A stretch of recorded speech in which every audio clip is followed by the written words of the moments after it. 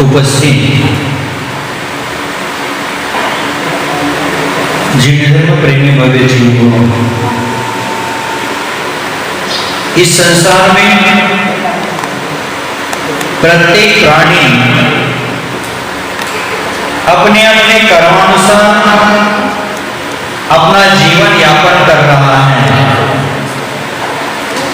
और उस जीवन जगत में जीते समय इस संसार में जल से भिन्न कमलवत जीना ही परमात्मा बनने का पुरुषार्थ है। शरीर और आत्मा दो भिन्न भिन्न तत्व हैं। जब आदमी इस शरीर के प्रति आसक्ति कम करता है और आत्मा को लक्ष्य रखकर अपना प्रत्येक कार्य करता है, तो वही आचार्य भगवंतों ने कहा कि अन्यत्व भावना, कि हमारे जीवन में शरीर के प्रति मेरेपन की भावना है, मेरेपन की बुद्धि है, वही बुद्धि भेद विज्ञान होने नहीं देती है। और जब तक भेद विज्ञान नहीं होता है तब तक अंतर हृदय में सम्यक दर्शन की ज्योति प्रज्वलित नहीं होती है।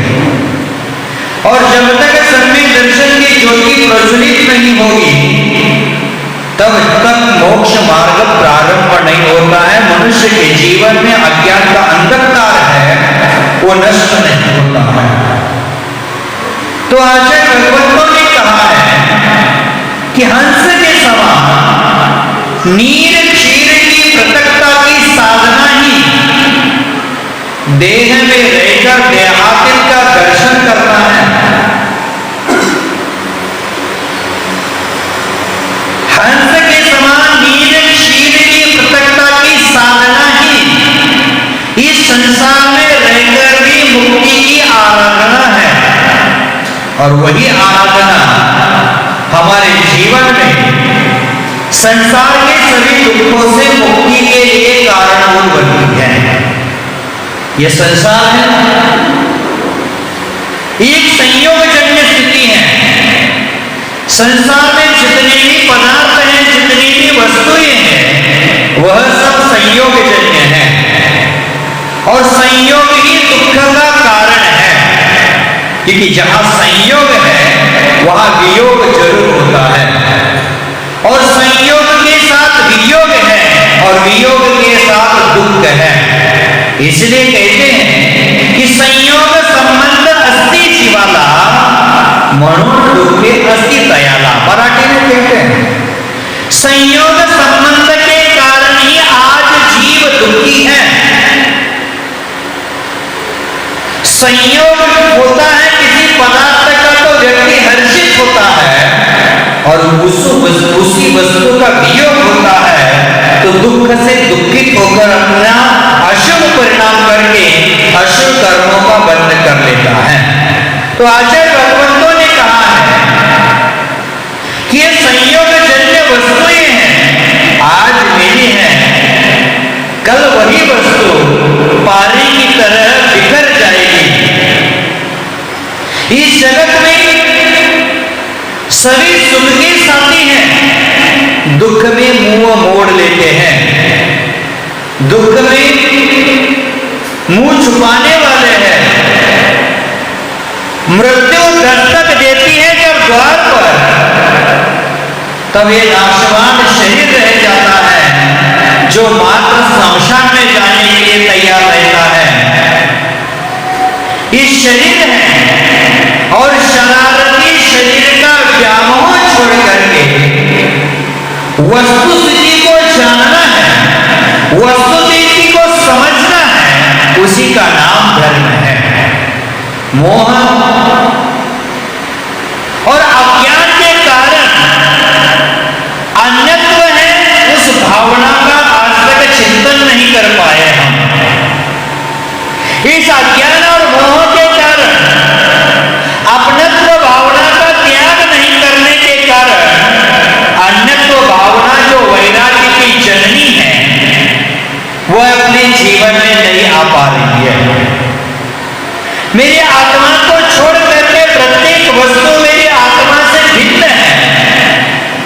यह मुझे समझना अनिवार्य है। आचार्य भगवंतों ने कहा है कि जिस व्यक्ति को संसार की असारता का बोध होता है और जब संसार की असारता का बोध होता है, उसका साथ देता है भाग्य, तब जाकर दुनिया की दौलत भी छप्पर फाड़ कर बरस जाती है। और मनुष्य का भाग्य जब फूट जाता है तब वह कपड़े फाड़कर अपना जीवन बर्बाद करके निकल जाता है। मैंने भाग्य साथ देना चाहिए।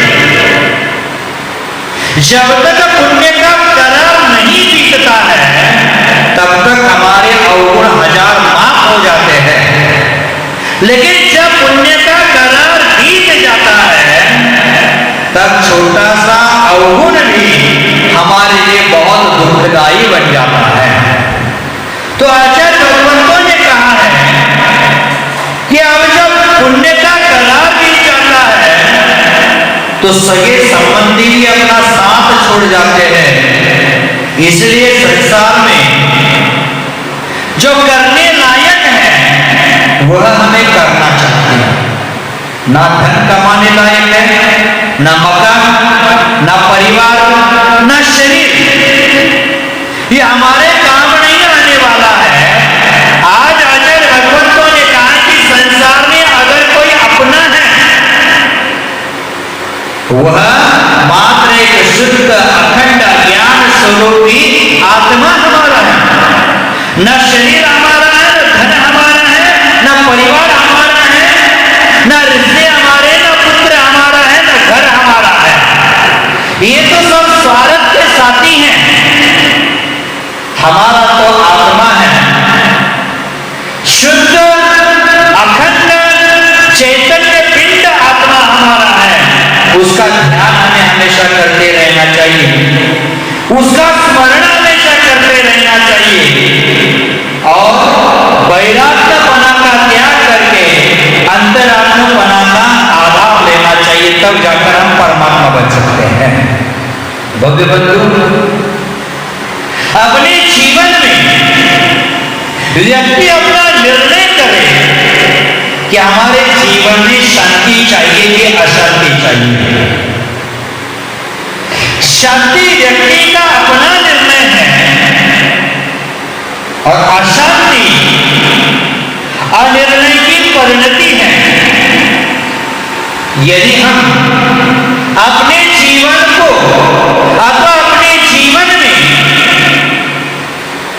शांति का साम्राज्य फैला देते हैं तो हर हाल में शांति पाने और मिली हुई शांति को बनाए रखने के लिए हमारा हमेशा प्रयास रहता है। व्यक्ति उसके लिए हमेशा प्रयत्नशील रहता है। शांति का मूल्य न समझा तो उस ओर कभी वो शांति की ओर कभी ध्यान भी नहीं दे सकता है। इसलिए अशांति उस पर हावी हो जाती है। जैसे घर में जलता हुआ दीपक है, हवा जोरों से चल रही है तो उस दिए को बुझना स्वाभाविक है। उस दिए को बुझने से बचाने के लिए हमें प्रयत्न करना पड़ेगा, तभी वो दिया जलता रहेगा, नहीं तो बुझ जाएगा। आचार्य भगवंतों ने कहा है कि हमारे जीवन में शांति के लिए कुछ आविष्कार करने की आवश्यकता है। मनुष्य के जीवन में शांति ही शुभ है और अशांति अशुभ है। अशांति का एहसास हमें जब होता है, अशांति का बोध हमें हो जाता है, तभी जाकर शांति की ओर हम पहला कदम बढ़ाते हैं। शांति की ओर हमारा मार्गक्रमण शुरू हो जाता है। अशांति की पहचान से ही शांति का मूल्य आंका जा सकता है। अंधेरे का एहसास है तब हमें समझ ना आता है जब प्रकाश होता है। प्यास का एहसास हमें तब हो जाता है जब हमें बहुत प्यास के बाद पानी मिलता है, तभी जाकर पानी का मूल्य हमें पता चल जाता है। मनुष्य का मन है हमेशा इधर उधर भटकता रहता है, क्योंकि आज तक उसने मनुष्य के मन का मूल्य समझा नहीं है। मनुष्य पर्याय का मूल्य न समझने के कारण ही आज का व्यक्ति अशांत हो रहा है। भव्य बंधु, इस अखिल ब्रह्मांड में सबसे आश्चर्यजनक आविष्कार कौन सा है? तो हमारे मन को समझना, मन का उपयोग करने की कला आ जाए तो इस जगत में, इस विश्व में मन से बढ़कर दूसरा कोई ऊर्जा का स्थान नहीं हो सकता है। मन से बढ़कर कोई शक्तिशाली नहीं हो सकता है, कोई शक्ति का पुंज नहीं हो सकता है। इसीलिए मनुष्य का मन है वो जीवन के लिए वरदान है, और मन का उपयोग करने की कला नहीं आती है, तभी वही मन होता है वो चिंता का कारण बन जाता है और मनुष्य के जीवन में एक खतरा साबित हो सकता है। तो हमें मनुष्य का जो मन मिला है उस मन का सदुपयोग करने की कला आनी चाहिए। हम मनुष्य के मन का दुरुपयोग कर रहे हैं। आज वर्तमान का व्यक्ति बोलता है कि माला फेरने में मेरा मन नहीं लगता है, लेकिन 500 की नोटों की गट्टी मोजने में, गट्टी की गिनती करने में उसका मन अच्छा लगता है। उसको प्रवचन सुनने में मन नहीं लगता है, लेकिन विषय कषायों की कथा सुनने में एकाग्र चित्त होकर वो कथा सुनता है। आज का व्यक्ति कहता है कि मुझे सुनाई नहीं देता इसलिए मैं प्रवचन सुनने नहीं आता, लेकिन हमारी निंदा कोई कितनी भी छोटी आवाज में करता है तो हमें अवश्य सुनाई देती है।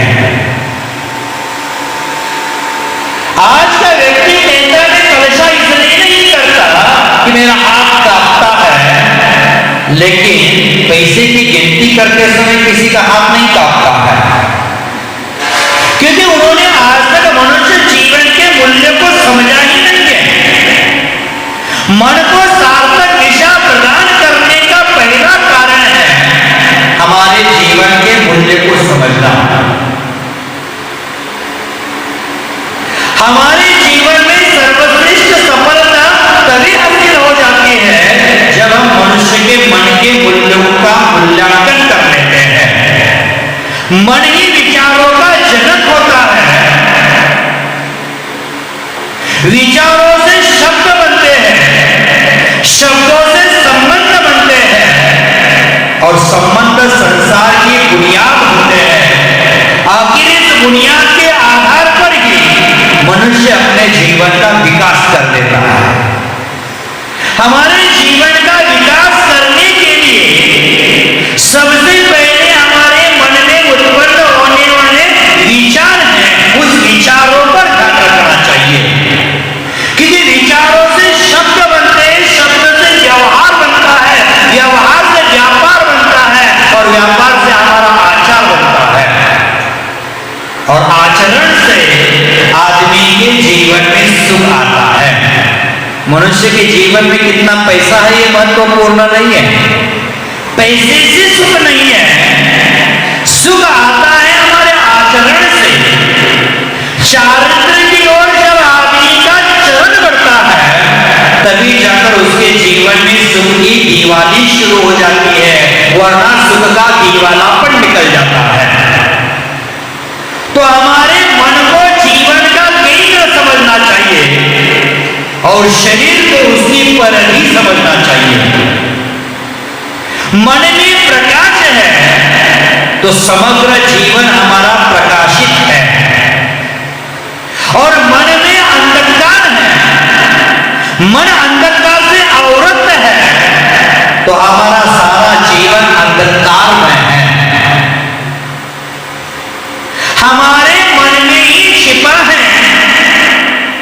ज्ञान विज्ञान का स्तोत्र, हमारे विचार, हमारी स्मृति, हमारी कल्पना, ये सब हमारे मन में ही छुपे हैं। मन को न समझना अथवा हमारे मन को न समझ पाना मानसिक भटकाव है, संसार में दुख का कारण है। आज वर्तमान में हम अपने मन को और हमारे मन के स्वरूप को न समझने के कारण अशांति के चक्रव्यूह से घिरे हुए हैं और उससे बाहर निकलने के लिए हमें अपने जीवन का कोई लक्ष्य निर्धारित करना पड़ेगा। हमारे दिमाग में इधर उधर के विचार चल रहे हैं, उस विचारों को रोकना पड़ेगा, तभी जाकर हमारे जीवन का विकास हो सकता है। मन है और मस्तिष्क है, दोनों ही शक्ति के पुंज हैं। वे कभी निष्क्रिय नहीं हो सकते हैं। आप भले निष्क्रिय हो जाना, निष्काम हो जाना, लेकिन मनुष्य का मन है, मनुष्य का मस्तिष्क है, वो हमेशा गतिशील रहता है। जब व्यक्ति मन और मस्तिष्क का उपयोग नहीं करेगा तो बेचारे भीतर में फालतू शतरंज का खेल खेलते रहेंगे।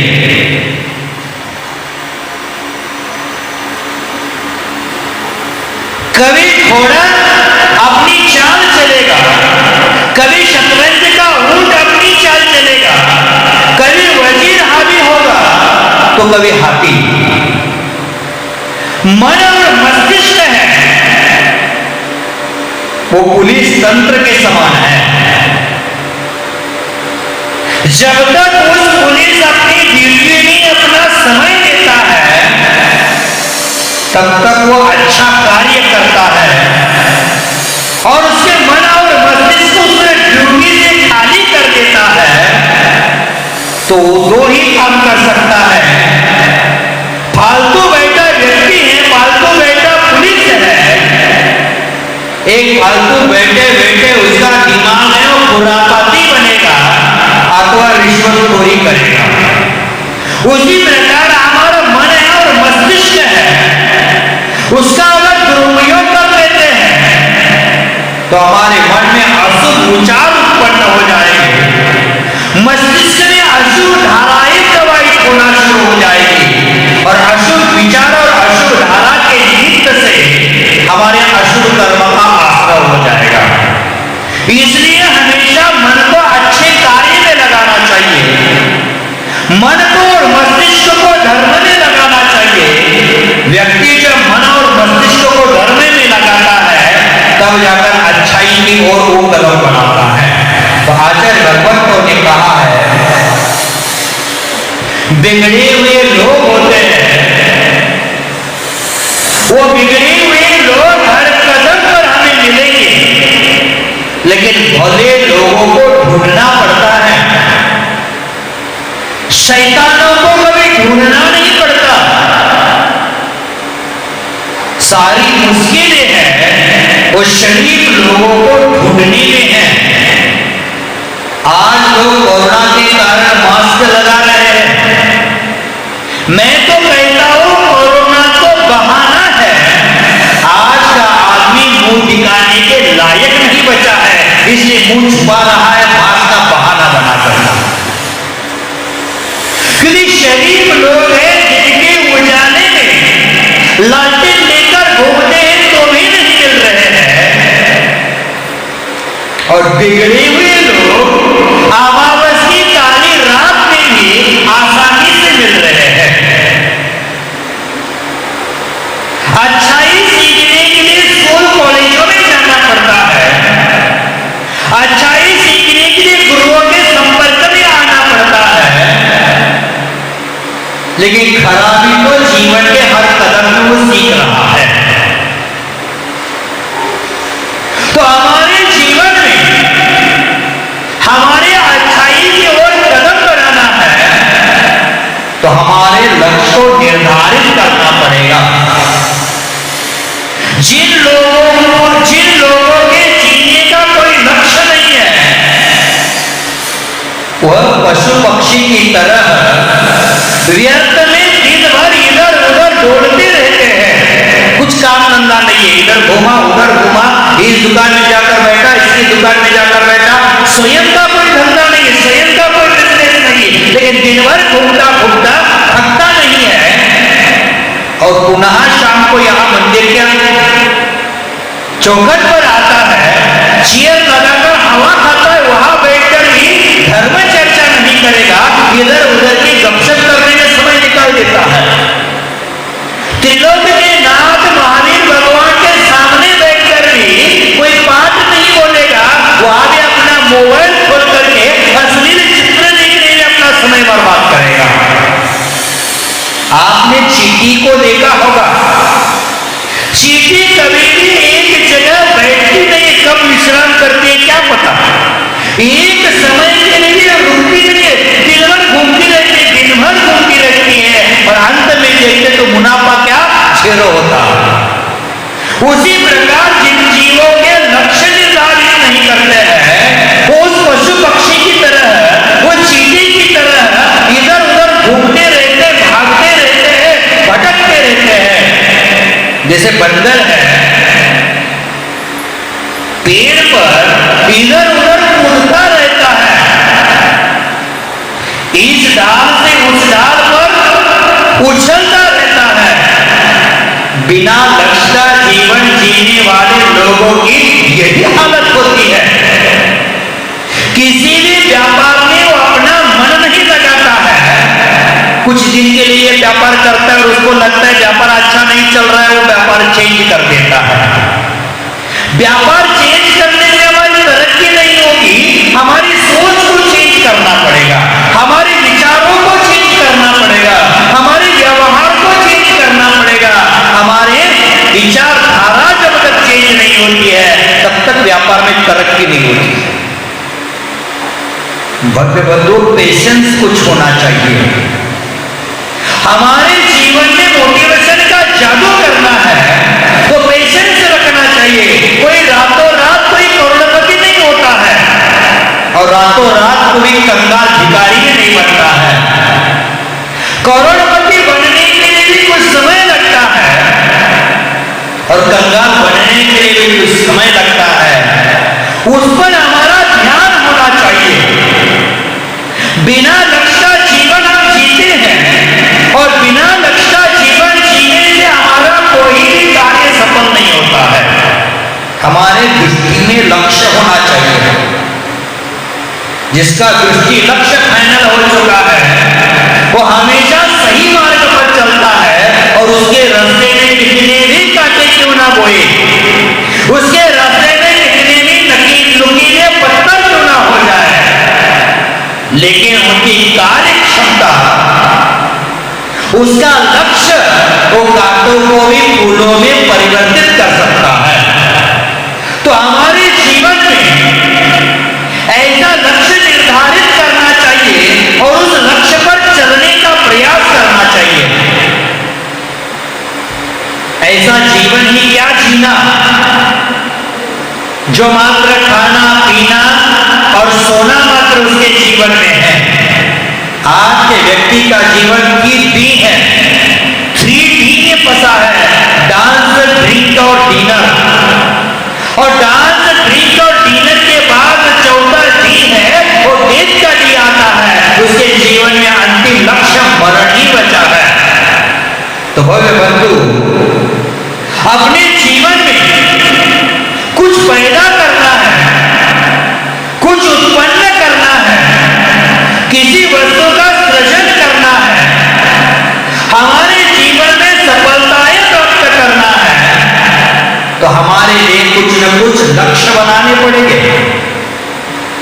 महाभारत में महाधनुर्धारी योद्धा हो गया अर्जुन।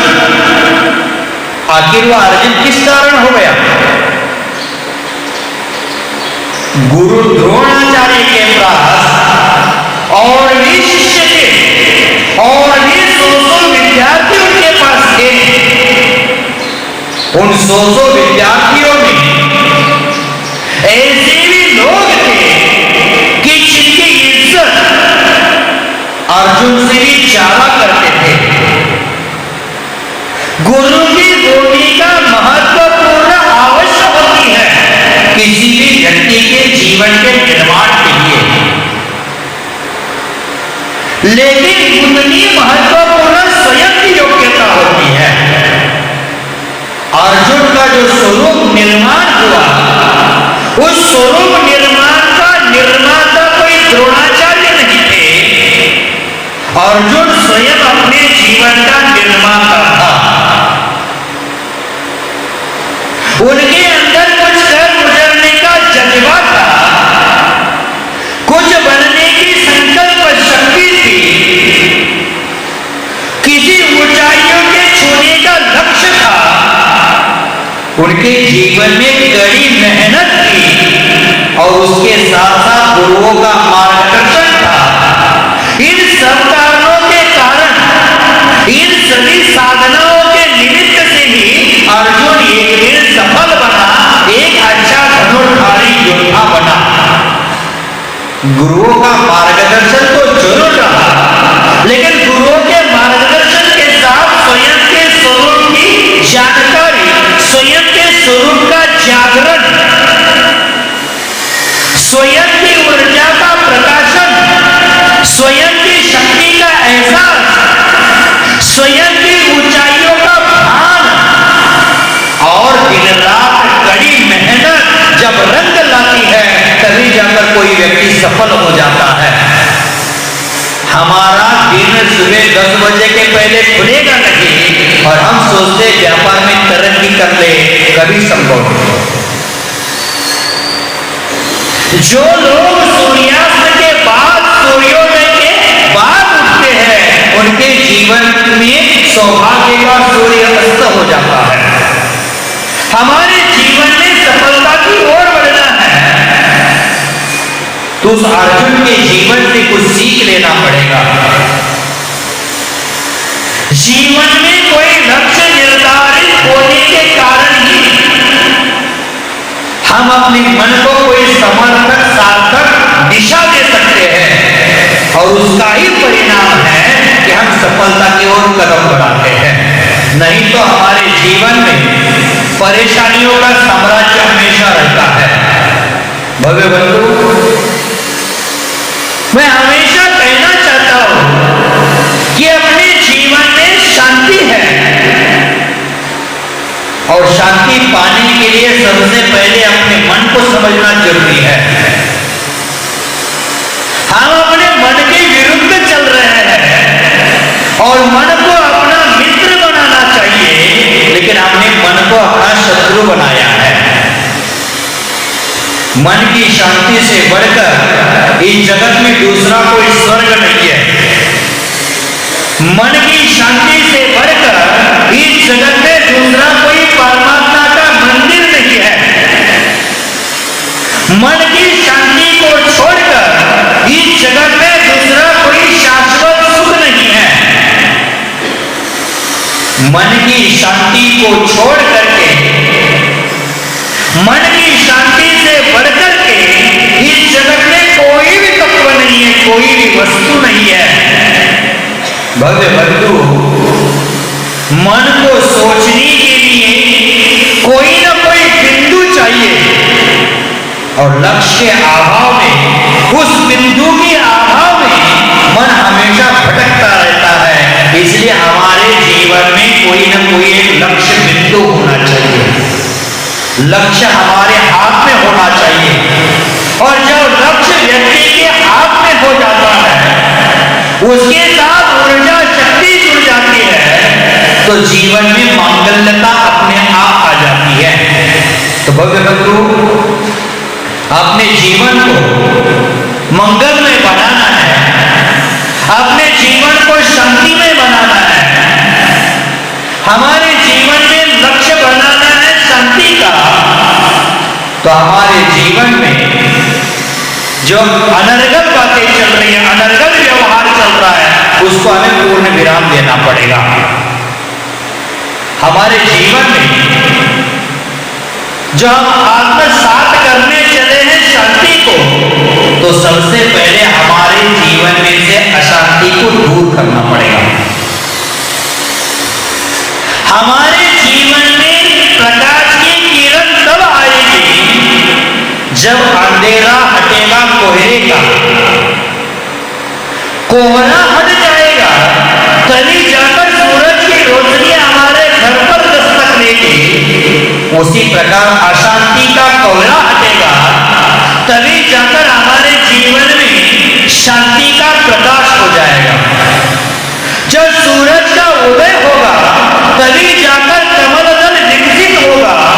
उसी प्रकार हमारे जीवन में दृष्टि लक्ष्य का सूर्य उदय होगा, तभी जाकर हमारे मन में शांति का कमल विकसित हो जाएगा।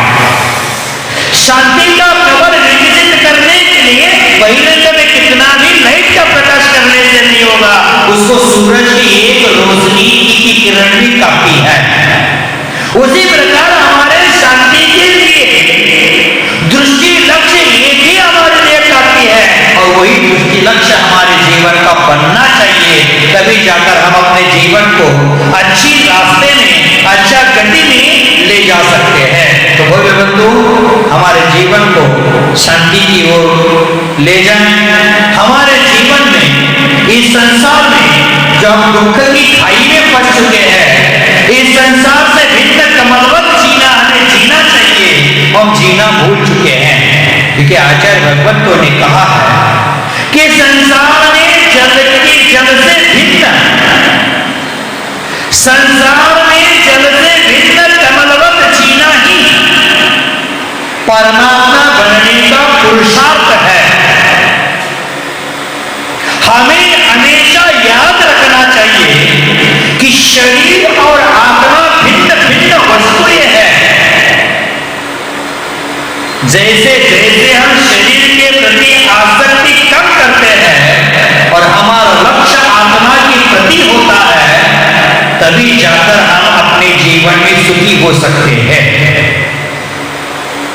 हमारा सुबह से लेकर शाम तक ध्यान शरीर के प्रति है।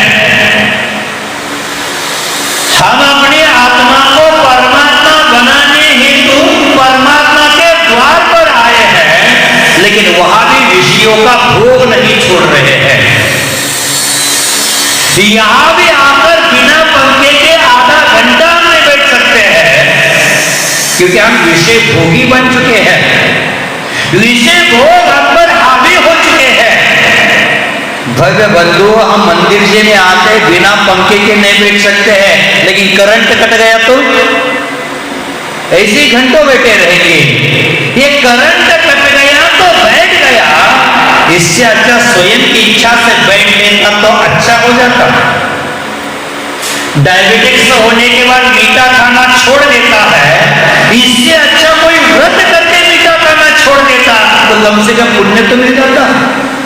दुकान में ग्राहक ज्यादा है, इसलिए दिन भर खाना पीना छोड़कर ग्राहक के पीछे, धन कमाने के पीछे लगता है।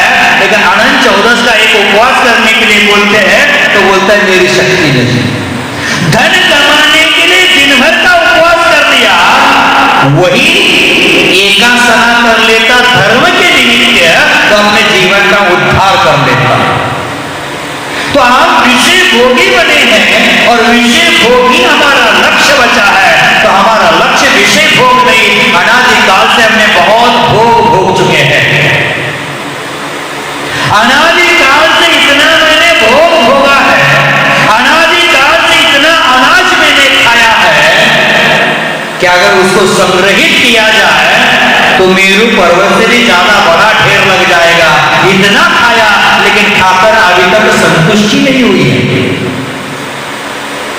अनादिकाल के संसार में जीवन जीते हुए इतनी माताओं का इतना दूध मैंने ग्रहण कर लिया है, अगर उस दूध को संग्रहित किया जाए तो समंदर के पानी से भी ज्यादा संग्रह हो जाएगा, फिर भी अभी तक संतुष्टि नहीं हुई है। मनुष्य ने आज तक इतनी भोग चुके हैं, मनुष्य आज तक इतना भोग चुका है, अगर उसका हिसाब किताब लगाना शुरू कर दिए तो स्वर्ग में बैठा चित्रगुप्त भी थक जाएगा वो लिख के। हम इतना भोगी बन चुके, इतना भोग चुके हैं, लेकिन त्याग की ओर हमने कदम ही नहीं बढ़ाया है। जब तक हमारे जीवन का कोई लक्ष्य निर्धारित नहीं होता है, तब तक त्याग की ओर कोई कदम नहीं बढ़ता है। भगवंतु, अपने जीवन का लक्ष्य निर्धारित करो। अपने जीवन में वेद विज्ञान की ज्योति को प्रज्वलित करो। अपने जीवन में सम्यक की ज्योति प्रज्वलित करके अज्ञान विद्या तो मोह का अंधकार हटाने का प्रयास करें। तभी जाकर अपने जीवन में ज्ञान का प्रकाश होगा और हम चारित्र के पथ के पथिक बनकर मोक्ष मार्ग पर चल पाएंगे। तो भगवंतो, आप सभी लोग चारित्र के पथ पर चल करके मोक्ष मार्ग के पथिक बने, मोक्ष मार्ग के साधक बने, साधना के शिखर पर विराजित होकर के अपने कर्म कलंकों को धोने का प्रयास करें। यही मंगल भावना के साथ आज की चर्चा को यही रोकता हूं।